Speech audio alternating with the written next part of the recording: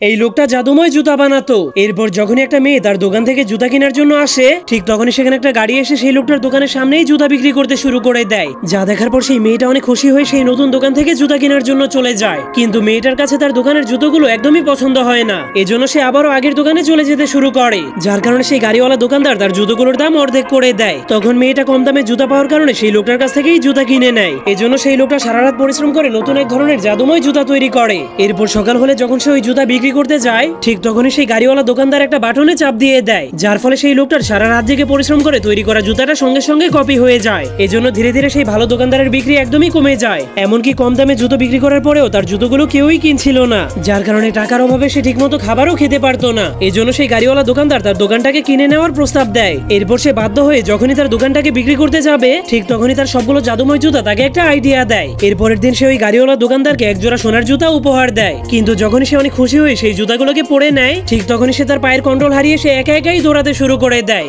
যার ফলে সেই জাদুময় জুতাওয়ালা জিতে যায়।